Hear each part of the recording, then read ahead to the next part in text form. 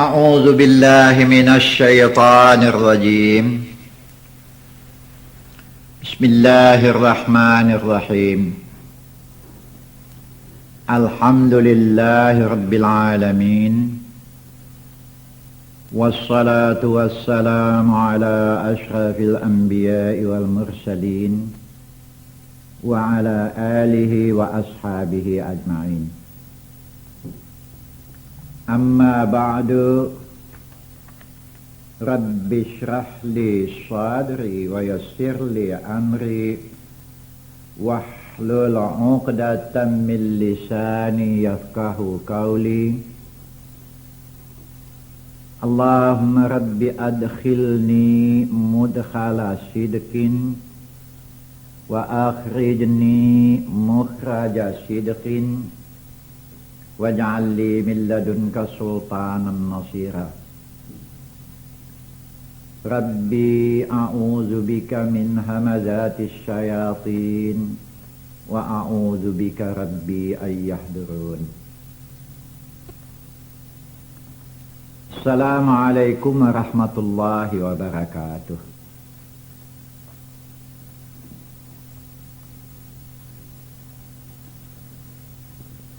Pada waktu yang sudah kita masih membicarakan di sekitar persoalan mengenai kiamat yang pasti akan terjadi.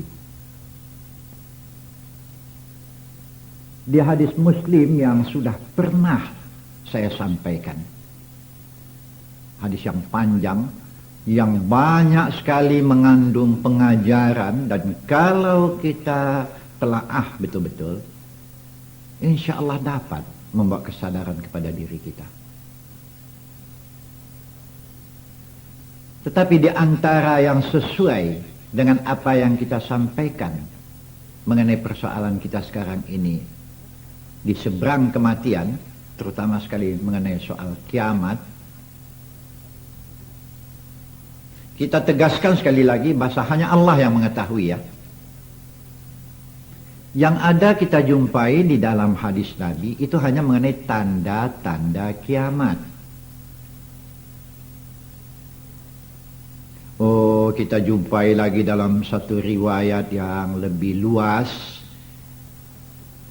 yang diantaranya ada merupakan hadis, kemudian dikomentar oleh ulama dengan pendapat-pendapat. Ya, hari kiamat pasti datang, itu tidak syak. Manusia hanya dapat mengetahui tanda-tanda kiamat yang kita peroleh dari hadis-hadis, pendapat-pendapat ulama. Apabila tanda-tanda kiamat ini telah menjadi kenyataan keseluruhannya, atau sebahagian besarnya, ini sebetulnya sudah cukup hendaknya menjadi peringatan supaya kita bersiap-siap, berhati-hati. Di antaranya, dari ayat kita ambil lagi dari surat Bani Israel ya, ayat yang ke-58. Wa inna min qaryatin illa nahnu muhlikuha qabla yaumil qiyamati aw mu'azzibuha 'adzaban syadida. Kana dzalika fil kitabi mastura. Nah, ini kita jumpai di surat Bani Israel ayat yang ke-58. Tidak satu negeri pun yang tidak kami binasakan sebelum hari dikiamatkan, atau kami azab negeri-negeri itu dengan azab yang sangat, yang demikian adalah sudah tertulis di dalam ketentuan kami. Hal-hal yang tersebut sudah ditentukan oleh Allah ya. Nah, ini ada komentar dari beberapa ulama-ulama. Yang dimaksud dengan mu'azzibuha adaban syadida, tidak ada negeri yang aman lagi habis sekarang. Di antaranya gempa terjadi di sana, gempa terjadi di sini, kegongangan terjadi. Tapi bukan itu saja. Tidak ada tempat yang aman lagi. Manusia bertambah lama bertambah bejat. Manusia bertambah lama bertambah kurang ajar ya. Makin diingatkan bukan makin baik, makin menjadi-jadi tingkahnya. Itu juga alamat tanda-tanda kiamat. Penderitaan, kelaparan, pembunuhan, ketakutan, kezaliman di mana-mana terjadi. Itu tanda-tanda kiamat. Ini juga kita jumpai kelanjutannya di dalam hadis Bukhari. Selalu saya mengatakan bahwa ayat Quran tafsir yang paling mantap dari hadis. Quran fassirul ayah bihadisin nabawiyah. Di hadis kita jumpai penjelasan lebih lanjut. Ini kita jumpai di riwayat Imam Bukhari dari Abi Sa'id Al-Khudri. Annahu qala Rasulullah sallallahu alaihi wasallam yushiku ayyakuna khairu malil muslim ghanaman yatba'u biha sya'fal jabal wa mawaqi'al qatr yafirru bidinihi minal fitani. Dari Abi Sa'id Al-Khudri. Apa katanya? Nabi pernah mengatakan kepada kami, hampir masanya, bahwa adalah sebaik-baik harta kaum muslimin, yaitu kambing digembalakan oleh pengembalanya ke puncak-puncak bukit dan ke tempat air hujan tergenang. Sebabnya adalah karena hendak melarikan diri atau memelihara agama yang ada pada dirinya daripada fitnah yang banyak. Riwayat Bukhari. Wah, ini kalau sepintas lalu saja agak sukar ini mentafsirkannya ya. Tetapi itu dapat kita pahami bahwa yang dimaksud dengannya ialah masa yang dimaksud oleh hadis itu ialah masyarakat telah rusak binasa. Kejahatan sudah merajalela. Kaum muslimin yang ingin menjaga kesucian, kesopanan dirinya, mau tidak mau terpaksa menghindarkan diri dari orang banyak yang sudah tidak memperdulikan kesopanan lagi. Huru-hara hebat terjadi di mana-mana. Hingga tidak satu tempat pun yang dapat kita jadikan perlindungan. Tidak satu negeri pun yang dapat dijadikan tempat lari. Orang-orang yang berilmu banyak mati. Perzinaan menjadi-jadi. Hingga bila teringat dilakukan saja di sembarang waktu dan tempat. Ya seolah-olah perbuatan itu sudah biasa saja, sudah wajar. Jika ada seorang yang mengatakan, saudara agak ke pinggir-pinggirlah main sedikit, kenapa? Ini sudah masuk orang hebat ini ya, sudah masuk orang baik ini. Waduh, kalau sampailah masyarakat macam itu, waduh, Masya Allah, entah bagaimana lah ya. Sudah dianggap biasa saja. Hingga sampai Nabi mengatakan, la taqumus sa'atu hatta yakuna as'adun nasi bid dunya laka ubni laka. Ya, dunia memang belum akan dikiamatkan, tapi sampailah ke satu masa nanti sebaik-baik orang di dunia adalah sejahat-jahat anak yang jahat. Ini kata sindir juga ya.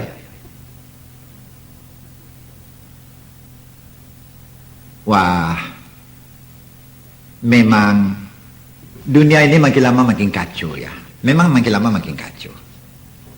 Tukang fitnah banyak, pendendam banyak, menengok orang senang sakit hatinya, menengok orang susah diejek-ejekkannya.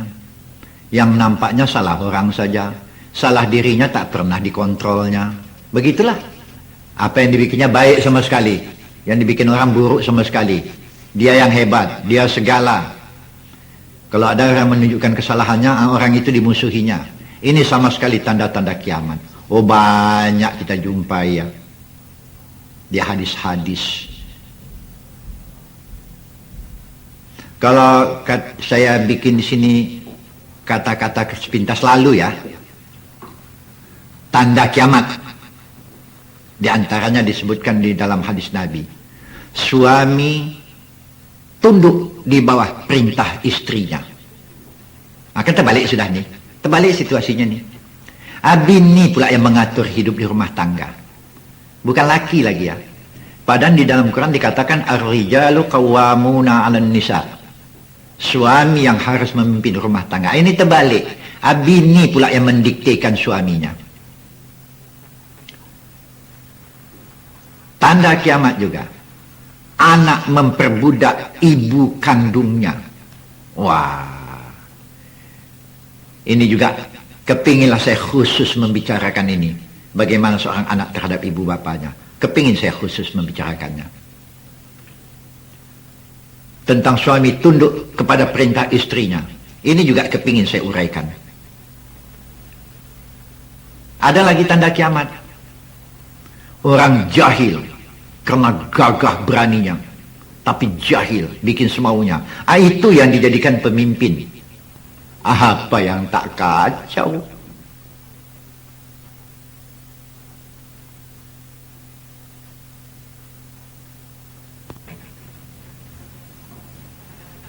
Kemudian ada lagi dikatakan bahwa jumlah perempuan terlalu banyak hingga sampai nanti kepada perbandingan 1:50. Oh, memanglah dapatlah kita gambarkan sekarang ya. Kalau sudah jumlah wanita lebih banyak, apalagi model pemilihan umum, siapa suara banyak itu menang. Oh, kalau kita laki-laki sudahlah di bawah perintah lah ini. Kepala kampung kumpul, wanita lebih banyak, dipilihnya wanita. Kalau kita laki-laki sudahlah jadi budak lah ini. Itu tanda kiamat itu sudah ya. Ya perempuan lah memerintah sudah.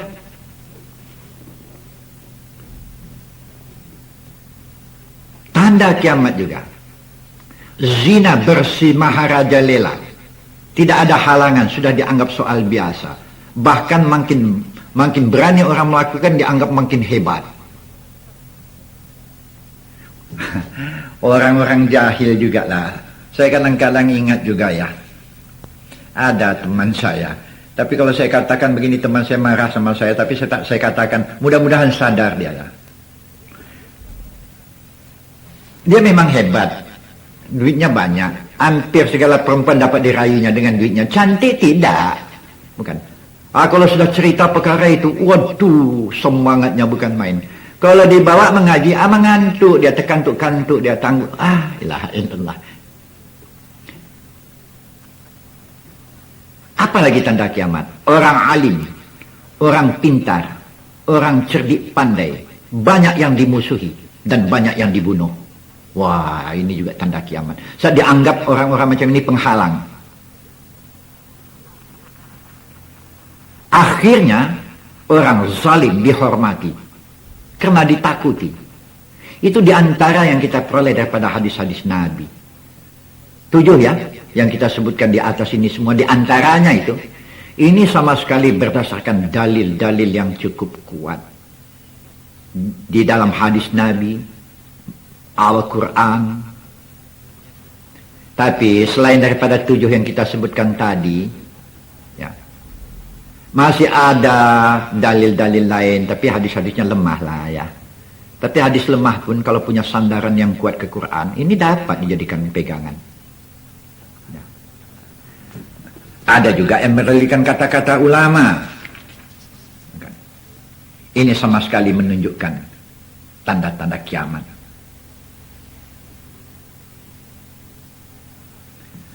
Satu hal yang ingin saya uraikan di sini. Di antaranya tadi dikatakan suami tunduk di bawah perintah istrinya, di samping anak memperbudak akan ibu kandungnya. Ini sama sekali sebetulnya hal-hal yang tak usah lagi main agama ya. Main perasaan sajalah. Tidak enak ini.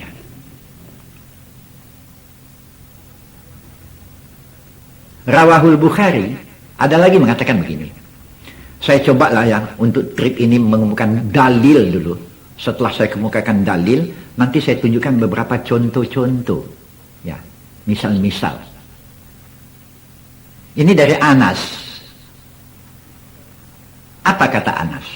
Qal, la uhaddisannakum, la yuhaddithukum ahadun ba'di. Sami'atu Rasulullah sallallahu alaihi wasallam min asyratis sa'ah ay yughilla al-'ilm wa yadhharu al-jahlu wa yadhharu az-zina wa taksura an-nisa wa yuqilla ar-rijal hatta takuna li 50 imra'atan al-qayyim al-wahid. Ini kita jumpai dalam hadis Bukhari. Sebagai apa yang saya bilangkan tadi 7, ini satu di antaranya. Disebutkan di sini beberapa hal. Ini dari Anas. Apa kata Anas? Sesungguhnya aku akan katakan kepada kamu, katanya kepada kawan-kawannya, yang aku dengar ini dari Rasulullah. Apa kata Rasulullah? Nanti akan kejadian. Apabila ini sudah kejadian, Anas, katakan kepada sahabatmu, kalau ini sudah kejadian, kiamat tidak akan lama lagi terjadi. Apa itu? Satu di antaranya, ilmu agama orang sudah tidak punya selera mempelajari lagi. Al-Quran orang sudah tidak punya selera mempelajari lagi. Akibatnya sedikit ilmu ke arah ini.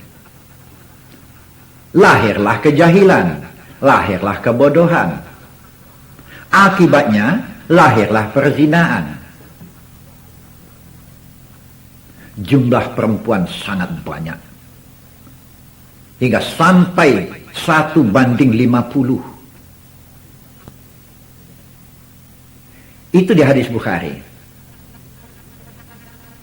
Abi Hurairah mengatakan lebih lanjut, yakbidul ilm wa yadhharuz zina wal fitan wa yaksurul haraju. Ini dari Abi Hurairah. Apa kata Abi Hurairah? Rasul juga mengatakan, ditahan ilmu. Waktu ditanya orang Abi Hurairah, ditahan ilmu itu apa maksudnya? Ilmu diambil dari Allah atau bagaimana? Bukan. Banyak orang yang alim mati tapi penggantinya nggak ada. Wah, ini sudah terbayang. Sekarang pun sudah terbayang ya. Banyak orang alim yang mati tapi penggantinya tidak ada. Lahir perzinaan itu dianggap satu kemegahan. Fitnah menjadi-jadi. Hingga banyak pertempuran, banyak pembunuhan. Ya iyalah, dunialah yang diperebutkan. Seolah-olah mereka menganggap dunianya akan kekal. Ya tak berhentinya lah manusia ini berantam satu dengan lain soal dunia. Oleh Ibnu Umar itu ditanya, Abdullah bin Umar bertanya, Umar bin As juga bertanya, waktu mendengar yakbidul ilma itu, sami'tu Rasulullah innallaha la yakbidul ilma intiza'an yantazi'uhu minal ibad walakin yakbidul ilma biqabdil ulama hatta idza lam yabqa aliman ittakhadha an-nasu ru'usan juhalan fasu'ilu faftu bighairi ilmin fadallu wa adallu. Itu riwayat Bukhari ya. Waktu orang bertanya, disedikitkan ilmu itu apa maksudnya? Ini dari Abdullah bin Umar. Aku dengar Rasulullah bersabda, Allah tidak menarik ilmu itu dari dada-dada manusia, bukan itu. Tapi hamba-hambanya tidak mau belajar lagi. Itu yang dimaksud ditarik ilmu. Dan orang-orang alim yang sudah mati tidak ada penggantinya. Banyak yang mati gantinya tidak ada. Hingga akhirnya lebay-lebay jadi orang alim. Itulah yang berfatwa. Apa yang difatwakannya menurut kehendak seleranya saja. Orang jahil jadi pemimpin. Orang bijaksana sudah banyak mati. Mereka tanyakan sesuatu, dijawab oleh si jahil. Tak peduli betul atau tidak, soalnya dijawab. Bapukahan lah, apa yang tak bapukahan. Itu tanda-tanda kiamat ya.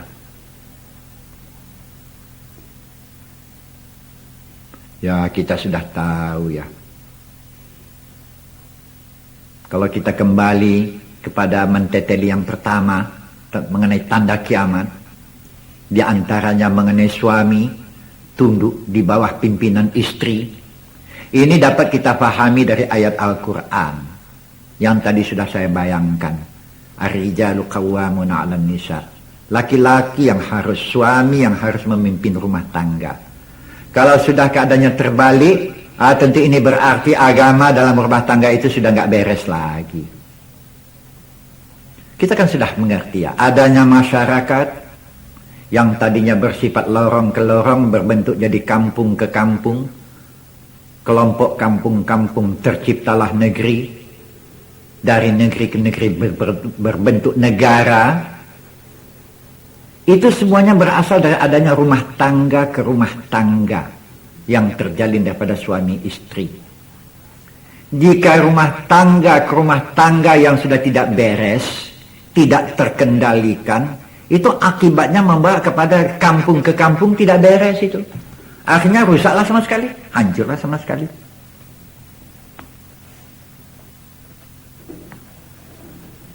Termasuklah di situ tanda kiamat juga. Fitnah menjadi-jadi. Wah, ini perkara fitnah nih. Di zaman Rasul ini pun sudah terjadi ini ya. Rasulullah sendiri kena. Pernah satu kali Rasulullah dalam satu perjalanan bersama satu rombongan, Siti Aisyah ikut. Nah, ini sejarah Rasul nih. Kalau di Maulud Rasul, waktu Maulud, ini umumnya yang mengerti sejarah ini diuraikan ini ya. Di antaranya ini, Rasulullah dengan Siti Aisyah. Jadi dalam rombongan itu ikut Siti Aisyah. Jadi pada satu waktu rombongan ini berhenti di suatu tempat, ya, rupanya Aisyah tertinggal, begitu. Rombongan ini berangkat, Aisyah tertinggal. Tidak disadar itu oleh Rasulullah, Aisyah tertinggal di tempat itu karena buang air, tidak melapor. Tahu-tahu Rasulullah berangkat dengan rombongan, Aisyah tinggal. Tahu-tahu lewatlah seorang anak muda dengan untanya. Ditanyanya, ya bu, kok ibu? Wah, nah, saya ketinggalan ini. Kalau gitu bu, naiklah ke unta saya nih. Jadi tidak sama-sama di atas unta, anak muda ini turun. Dia tahu bahasa ini Ummul Mukminin. Walaupun hampir sama usia mereka, tapi ini Ummul Mukminin, ibu, ya, istri Rasulullah. Satu kehormatan Siti Aisyah dinaikkan, dia turun, dituntunnya jalan kaki dia di bawah. Naik unta anak muda nih. Anak muda ya, begitu.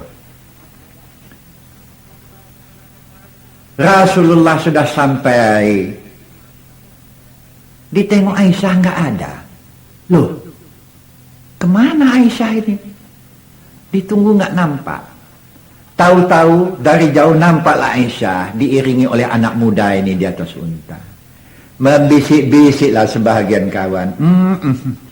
Bini Rasul pun sudah main, apalagi bentuk kita. Oh sudahlah.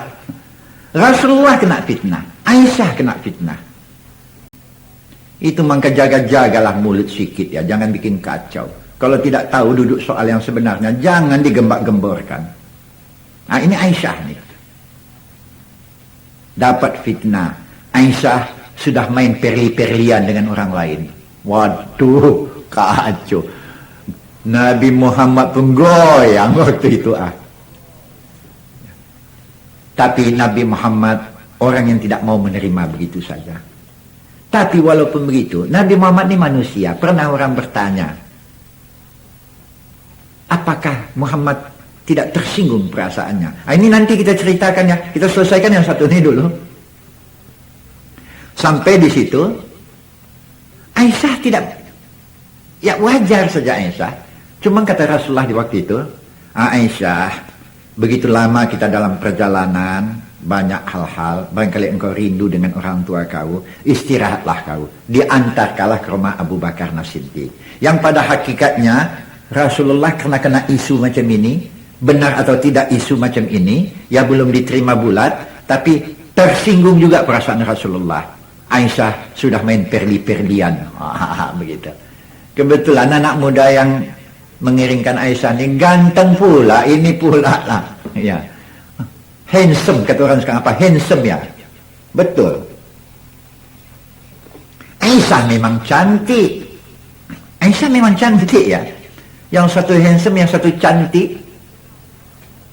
Rasulullah sudah jauh usianya, sudah 50 tahunan lah, udah gaek.